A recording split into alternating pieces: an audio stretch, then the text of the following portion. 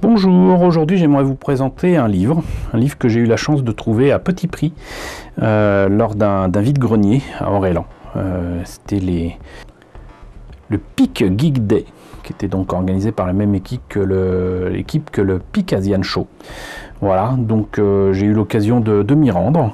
Et comme j'ai fait quelques belles ventes, je me suis permis quand même de faire quelques achats. Alors je vous ai déjà présenté la maquette déjà peinte de War Machine d'Iron Man 3. Et là je vous présente un livre qui me faisait de l'œil depuis longtemps, mais que j'ai toujours trouvé un peu cher. C'est vendu entre 35 et 45 euros, je ne sais plus. Mais il s'agit donc d'un livre sur le Art of de Rogue One. Il faut savoir que des Art of de Star Wars, quand j'étais plus jeune, dans les années 80, j'en avais acheté quelques-uns et c'était uniquement sur la trilogie. Je n'ai rien ou très peu de choses sur la prélogie. Il me semble que j'avais acheté d'occasion quelques livres, je ne sais plus si c'était chez Nathan ou quoi, donc sur la prélogie, mais bon, c'était pas toujours très bien traduit ou très intéressant. Il y avait quelques images, mais sans plus. Donc voilà, c'est pas la joie. Par contre, ce que j'aime beaucoup, c'est découvrir non pas le résultat final ou des props qui sont supposés des props originaux, qui souvent ne le sont pas, mais moi ce que j'aime bien, c'est découvrir qu'est-ce qui a mené finalement l'équipe de production à arriver d'un point A à un point Z. Et le point Z étant pour moi le point culminant qui correspond au résultat final du film. Et je trouve ça hyper intéressant de voir comment ils ont développé ça, comment ils ont développé cet univers, comment ils ont développé les décors, les personnages, les costumes. Et là on a des droïdes, ici on a des vaisseaux spatiaux. Et en plus de ça, ça doit prendre en compte le cahier des charges. Il est quand même assez précis puisque il y a déjà tout un design de vaisseau qui existe dans l'univers de Rogue One. C'est le même que celui de la Guerre des Étoiles d'un Nouvel Espoir. Ça se passe juste avant, quelques heures avant, quelques jours avant que l'on découvre le héros de la trilogie qui est donc Luke Skywalker. Donc qu'est-ce qu'on peut rajouter, qu'est-ce qu'on doit réutiliser, donc c'est tout ça qu'on découvre dans ce livre-là. Et donc c'est un livre écrit par Josh Cushins, et il y a une préface de Doug Chiang, de Neil Lamont et surtout de Gareth Edwards. Gareth Edwards étant le réalisateur de Rogue One, qui s'était déjà illustré sur quelques films, dont moi je trouve quand même justement de nouveau un film sur Godzilla américain, mais qui mérite d'être vu.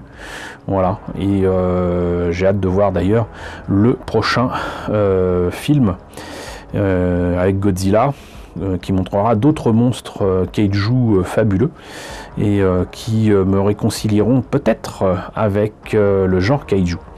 Quoi qu'il en soit, donc ce Art of Rogue One est sorti bien évidemment à l'occasion de la sortie du film. Il était publié, il est toujours publié par une société qui s'appelle Abrams. Je ne sais pas chez qui ça a été publié en France.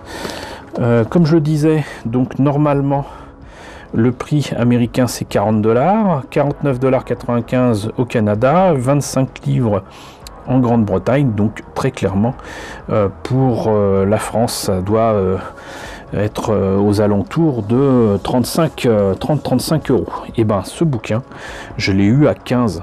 Je l'ai eu à 15 €, et ça aurait été quand même dommage de s'en passer. Je vous propose de le feuilleter un petit peu. Je ne voulais pas préciser, mais comme l'indique très clairement la couverture, ce n'est pas la version française de ce livre. La version française existe très certainement, mais quand je vous présenterai un autre livre qui concerne le réveil de la force, vous comprendrez pourquoi finalement je préfère avoir les versions originales. Mais quoi qu'il en soit, donc je l'ai acheté en conséquence. Moi je comprends l'anglais, je lis l'anglais, donc ça ne me gêne absolument pas. Et de toute façon, l'intérêt de ces bouquins, encore une fois, n'est pas tant le texte que les images. Donc, on a là, en plus, une couverture qui est assez sympathique. Hein, là, on voit avec un X-Wing. Ici, je ne sais plus comment il s'appelle, cette nénette dans Rogue One, mais enfin voilà. Là, on a dans les rues de la cité sacrée des Jedi les forces de l'Empire et même un scout Walker. Ici, une petite illustration qui présente les héros du film. Et ça promet. Donc on a ici la présentation du sujet Rogue One. Ensuite, des illustrations qui représentent la planète Lamu. Alors je ne savais pas qu'elle s'appelait Lamu et ça m'amuse parce que c'est justement très proche du nom quand même de Lamu de Urusei Yatsura, un dessin animé et surtout un manga de Rumiko Takahashi. Donc c'est amusant, mais donc voilà, on a les Troopers qui sont forcément les Dark Troopers ou les Shadow Troopers, je sais plus. Il y avait une 4 qu'on connaît déjà comme planète, mais c'était une planète à réinventer. Jedha, donc la planète avec donc la ville sacrée des Jedi. Et Adu, alors c'est certainement cette planète où se trouvent les scientifiques qui finissent de travailler sur l'étoile noire. Mustafar, donc ça c'est la planète de lave où se trouve le château de Dark Vador. Et enfin Scarif, qui est donc la planète avec les archives impériales, qui sera le théâtre d'un affrontement, d'un premier affrontement de grande ampleur entre les rebelles et les impériaux. Donc là on a quand même des illustrations que je trouve absolument magnifiques, qui donnent un peu l'ambiance du film.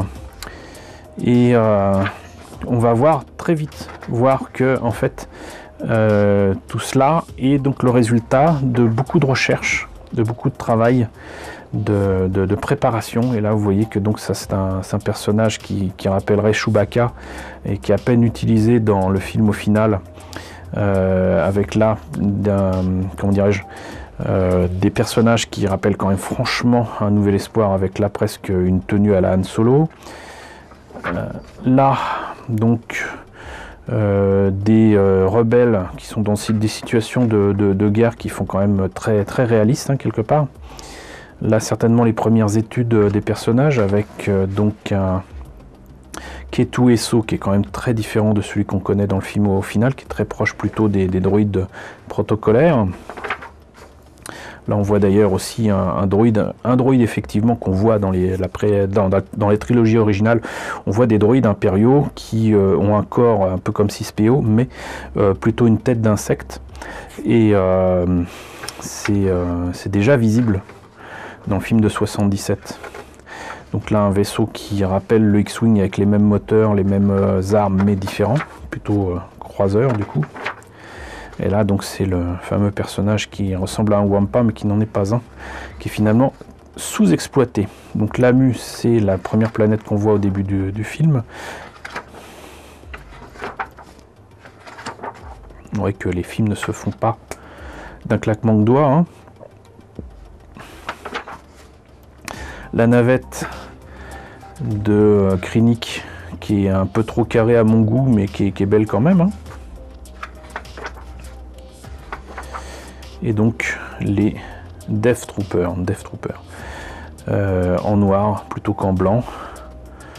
Et là même je crois qu'en fait ça c'est les conducteurs des tanks, mais je suis pas sûr. En tout cas du coup les casques sont différents mais on reconnaît les Stormtroopers impériaux. Donc les storyboards, il y avait une 4, etc. Je ne vais pas vous montrer toutes les pages, mais vous voyez que donc il y a des choses très intéressantes et très très belles dans tout ça. Moi ce que j'ai noté surtout c'est l'évolution de K2SO avec différentes versions de sa tête. Toujours l'idée de rapprocher ça de l'univers de Star Wars, et finalement ils ont pris un robot quand même très très grand, très fin, et qui est plus proche en fait de F9D9 qu'on voit un petit peu dans le Retour du Jedi.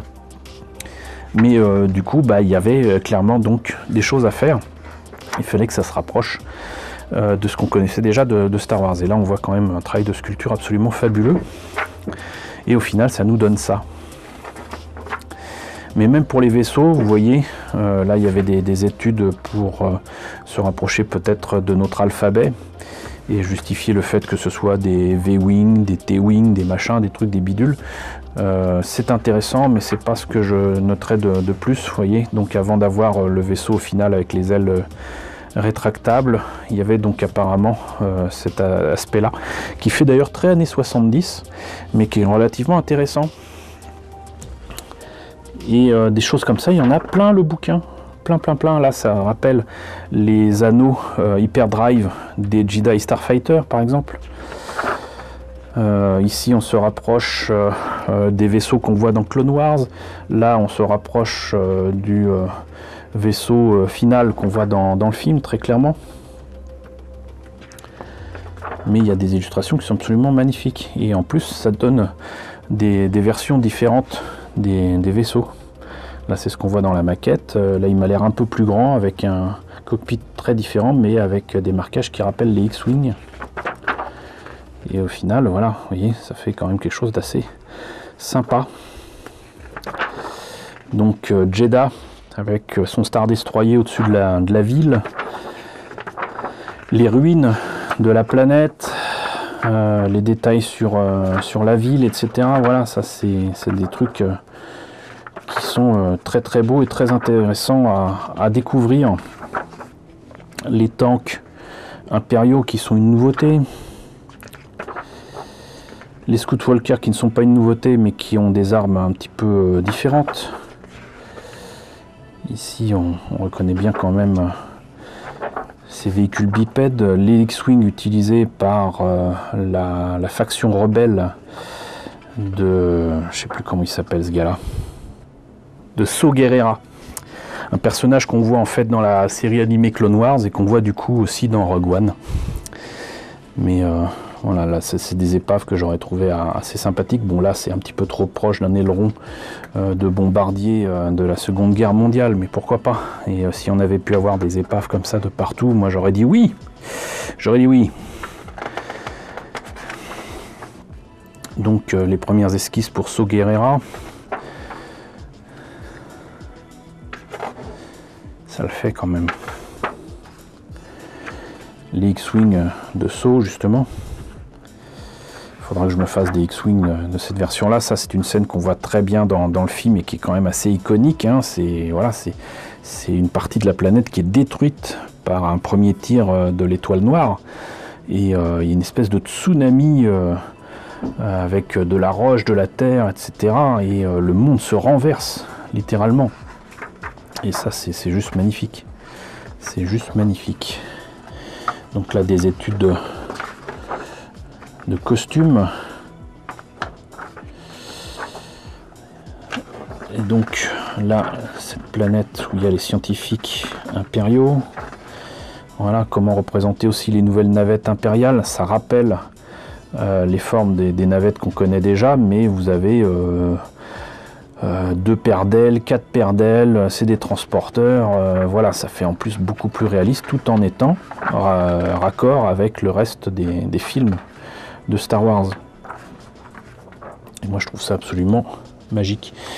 Donc on peut continuer comme ça longtemps, on a les études pour Mustafar, la présentation de Dark Vador, Scarif où il y a eu beaucoup de modifications aussi en cours de route.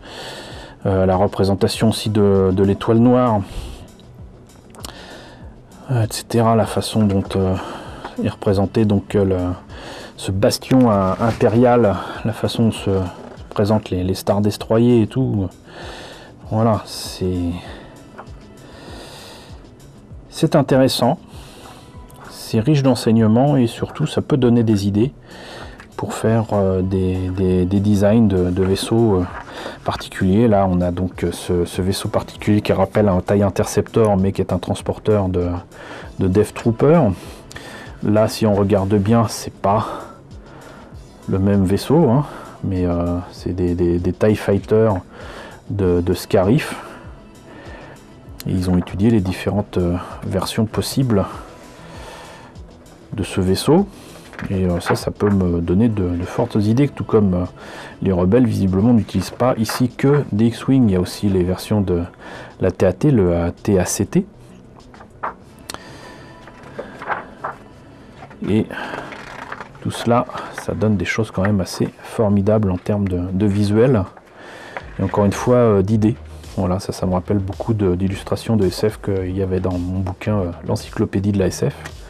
Très clairement.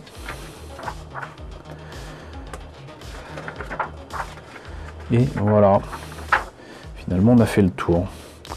Donc, bah écoutez, c'était donc la présentation de ce magnifique livre qui existe très certainement en français sur l'art de Rogue One, The Art of Rogue One. Très clairement, moi pour 15 €, je suis très content de l'avoir obtenu. Il est en parfait état et il est bourré d'illustrations qui me donnent envie de faire des maquettes. Donc voilà, c'est un peu le but avoué. Ce que je vous propose, c'est que maintenant, désormais, ce jour sera dédié à la présentation de livres. Comme ça, je pourrai faire des présentations toutes les semaines, si cela vous convient. Le prochain à venir sera donc tout l'art de Star Wars, le réveil de la Force. J'ai eu quelques mauvaises surprises au niveau de la version française, mais c'est là aussi intéressant par rapport aux illustrations. J'aime pas le film, mais il y a des idées de pré-production que je trouve assez intéressantes dans ce livre. Donc c'est ce que je vous présenterai en fait la semaine prochaine, si cela vous convient. Donc n'hésitez pas à me dire dans la section commentaires ce que vous en pensez. Moi en tous les cas, j'ai été ravi de vous présenter ce livre-là. Coucou du coup aux nouveaux abonnés qui nous ont rejoints nombreux ces derniers temps. Coucou aux grands anciens. N'hésitez pas encore une fois à vous exprimer sur la présentation de ce livre dans la section commentaires. N'hésitez pas à liker, n'hésitez pas à partager. Et je vous dis donc à la semaine prochaine pour la présentation du Art of le réveil de la Force.